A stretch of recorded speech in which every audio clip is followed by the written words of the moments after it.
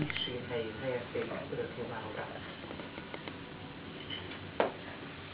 Évfélig lehet leadni a személyi jövedelemadó bevallásokat, több posta nyitva tart azért, hogy fogadja azokat, akik az utolsó pillanatra hagyták a bevallást, és a becslések szerint elég sokan vannak, így körülbelül 1 millióan.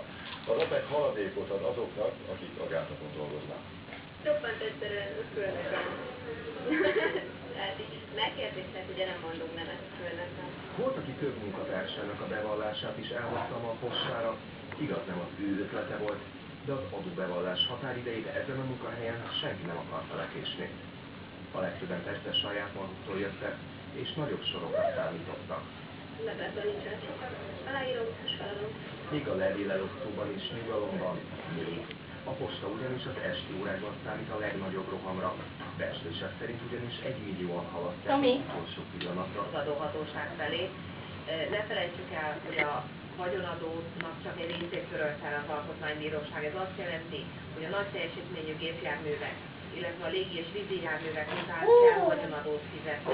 Méghozzá ezt most évfélig az SZIA bevallással együtt kell megtenni, nem csak az első részlet befizetését, hanem magát a bevallás beadását is. Egyébként, aki